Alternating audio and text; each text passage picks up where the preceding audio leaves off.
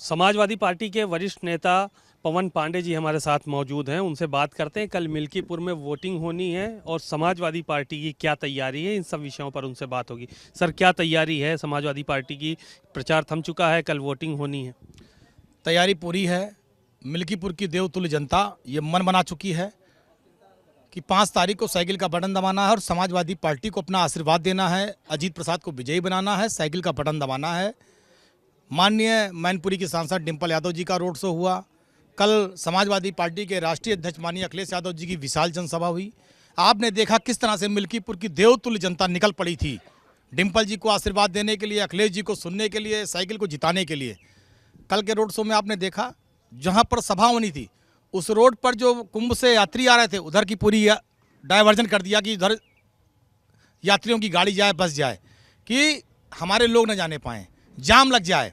Police के लोग गाड़ियों को रोक रहे थे 5 किलोमीटर पहले से। सोचे इतना उत्साह था मिल्कीपुर के लोगों में कि उन्होंने गाड़ियां छोड़ दी। पुलिस से कहा गाड़ी अपने पास रख लो। लोग पैदल खेत मेड़ होते दौड़ते दौड़ते मैदान तक पहुंच गए और लोगों ने हजारों की संख्या में पहुंचकर भारी जनसभा कराकर इस बात का अखिलेश जी को और समाजवादी पार्टी को विश्वास दिलाया कि महंगाई के खिलाफ, बेरोजगारी के खिलाफ, भ्रष्टाचार के खिलाफ, भारतीय जनता पार्टी की गुंडागर्दी के खिलाफ हम साइकिल को वोट देंगे और इस बात का संदेश देंगे कि आने वाले 27 के चुनाव में विधानसभा के ये जीत कर मिल्कीपुर चुनाव संदेश देंगे कि 27 में समाजवादी पार्टी और अखिलेश जी की सरकार बनने जा रही है। गर्भवती महिला को पुलिस ने मारा, वो उनके परिवार के लोगों को मारा और बता रहे हैं कई लोगों को, प्रधानों को पकड़ ले गए। तो ये क्या घटनाएं हैं, ये किस लिए हो रही हैं? ये भारतीय जनता पार्टी के सरकार की बौखलाहट है। कई दर्जन मंत्री टहल रहे थे, माननीय मुख्यमंत्री जी कई बार आए, जनता ने कुंडी लगा ली अपने दरवाजे पर, जनता इनसे मिलती नहीं थी। इसी परेशानी में अब इतना बड़ा भीड़, इतना बड़ा शो देखने के बाद भाजपा घबरा गई कि ये तो एक तरफा जनता जा रही है समाजवादी पार्टी की तरफ, अखिलेश यादव जी की तरफ, इंडिया गठबंधन की तरफ। इससे घबरा गए भाजपा के लोग। अब बताइए, आपने बताया, हमें भी सूचना मिली गर्भवती महिला को मारा। कल रात में एक संजय यादव जी, उनके परिवार में शादी थी, परिवार में तांडव किया, उस महिला का मोबाइल छीन ले गए।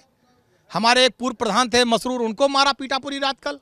कई हमारे बूथ सेक्टर के प्रभारी हैं, पुलिस दरोगा उनके घर जा रहे हैं, उनको उठा ला रहे हैं, थाने बैठा रहे हैं, रेड कार्ड इशू कर रहे हैं। तो समाजवादी पार्टी के जो बूथ के हमारे एजेंट बनने वाले हैं, जो हमारे पार्टी के लोग जो कल बूथ पे रहेंगे, सेक्टर पे रहेंगे, वोट निकलवा करके महिलाओं को पहुंचाएंगे वोट डालने के लिए, उन सब का उत्पीड़न शुरू कर दिया है। ये इस बात को दर्शाता है कि भारतीय जनता पार्टी डरी हुई है, योगी सरकार डरी हुई है। ये षड्यंत्र करना चाहते हैं और ये ऊपर से नीचे तक अधिकारियों की सेटिंग कर रहे हैं जो बूथों पर फर्जी वोट डाल सकें। इस बात की भी तैयारी भारतीय जनता पार्टी के अधिकारी और जो मंत्री यहां लगे हैं वो कर रहे हैं।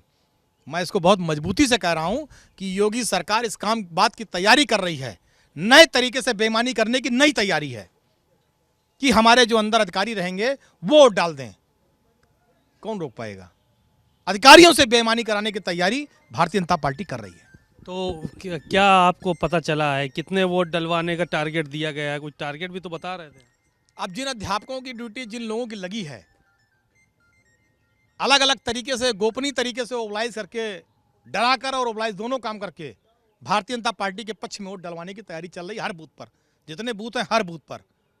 और पूरी तरह से मुझे इस बात का अफसोस है कि कम से कम अधिकारियों को आदर्श आचार संहिता का पालन करना चाहिए। जो हमारे पीठासीन अधिकारी बने हैं सरकारी, उन्हें भी आदर्श आचार संहिता का पालन करना चाहिए। आप संविधान तोड़ दोगे, आप कानून तोड़ दोगे, आप नियम तोड़ दोगे, आप आदर्श आचार संहिता का उल्लंघन करेंगे, आप अपनी नजरों में गिर जाएंगे।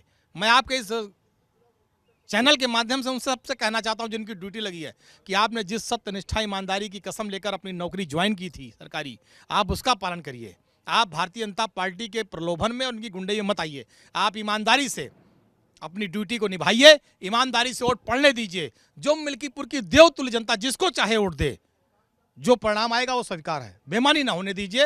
मैं अपने सभी पीठासीन अधिकारियों, कर्मचारियों से निवेदन कर रहा हूं। एक दलित बेटी की हत्या हो जाती है और आज आप लोग कुछ मुआवजा राशि लेकर जाते हैं। सरकार की तरफ से कोई मुआवजा मिला? आप लोगों ने कितना मुआवजा? सरकार ने क्या किया, क्या नहीं किया तो मुझे जानकारी अभी नहीं है, लेकिन ये सरकार की विफलता है। कानून व्यवस्था ध्वस्त है योगी जी की सरकार में कि एक दलित परिवार, कोरी परिवार की बेटी 3 दिन तक लापता रही और उसके माता पिता, उसकी बहनें रोते रहे, पुलिस के पास गिड़गिड़ाते रहे, मेरी बेटी बरामद करा दो, बेटी बरामद करा दो, देख लो मेरी बेटी गायब है। अगर प्रशासन उस समय सख्त हो गया होता, पुलिस के अधिकारी सतर्क और अलर्ट हो गए होते, खोजबीन शुरू कर दिए होते, तो ये घटना ही ना होती, बेटी बच जाती, बेटी सुरक्षित रहती। लेकिन यहाँ तो लूट मची है, बगैर पैसा लिए कोनो काम ही नहीं करते, और उसका दुष्परिणाम है कानून व्यवस्था ध्वस्त होने का। ये दुष्परिणाम है लुटेरे अधिकारी होने का। ये दुष्परिणाम है कि बेटी की लाश मिली है नग्न अवस्था में, उसके हाथ पैर बंधे मिले हैं, शरीर कितनी जगह काटा गया था। इतनी बीभत्स घटना हुई, मुझे लगता है मैंने आज़ादी के बाद पहली बार अपनी आंखों से इतनी बीभत्स घटना देखी और सुनी है। अगर कोई जिस तरह वो बॉडी मिली थी, अगर कोई देख लेगा तो 2-3 दिन खाना नहीं खाएगा, बोल नहीं पाएगा, ऐसी बीभत्स घटना थी वो। हम उसकी निंदा करते हैं। आज हम सारे लोग गए थे, हमने 50,000 रुपये की उस परिवार की आर्थिक सहायता की है, और आचार संहिता खत्म होने के बाद हमारे राष्ट्रीय अध्यक्ष जी ने भी वादा किया कि उस परिवार की आर्थिक मदद करेंगे। और हम प्रशासन से मांग करते हैं कि उस परिवार को 1 करोड़ रुपया मुआवजा दें, जो उसके छोटे छोटे बच्चे हैं उनके पढ़ाई लिखाई का इंतजाम करें, और परिवार को दोबारा कोई किसी तरह की घटना ना होने पाए। परिवार की सुरक्षा का पूरा इंतजाम सरकार को करना चाहिए, क्योंकि परिवार अभी डरा हुआ है। ऐसी बातें समाज में आ रही हैं कि अभी भी लोग धमकी दे रहे हैं। तो परिवार को सुरक्षित रखने की जिम्मेदारी सरकार की है। हम सरकार से मांग करते हैं कि परिवार को सुरक्षित रखने का भी व्यापक इंतजाम करें। आपके सांसद अवधेश प्रसाद, कल भी उनके आंसू निकल पड़े, उससे पहले भी प्रेस कॉन्फ्रेंस में वो बार बार रो रहे हैं। वह भारतीय जनता पार्टी के लोग कह रहे हैं कि ये किसी न किसी ये चुनावी आंसू हैं, या ये कह रहे हैं कि ये ड्रामेबाजी है। अभी कुछ दिन पहले एक वीडियो देखा था, जब महाकुंभ में बहुत लोगों का दुखद निधन हो गया, तो उत्तर प्रदेश के मुख्यमंत्री जी का एक बयान आ रहा था, उसमें रो रहे थे। वो क्या था? भाजपा के लोग बताएं, ड्रामा था कि वास्तविकता थी? अगर उनका रोना वास्तविकता है तो अवधेश जी रो रहे थे वास्तविकता है, अगर मुख्यमंत्री जी का ड्रामा है तो इधर भी समझ लो फिर। धन्यवाद। आपने पवन पांडे जी को सुना, बहुत सारी बातें उन्होंने कही और कहा कि सरकार और प्रशासन यहाँ पर सख्ती कर रहा है, लेकिन उसके बावजूद भी हम लोग यहाँ पर जीत हासिल करेंगे। कैमरामैन मेहदी हसन के साथ सीमा नकवी, भारत समाचार, अयोध्या।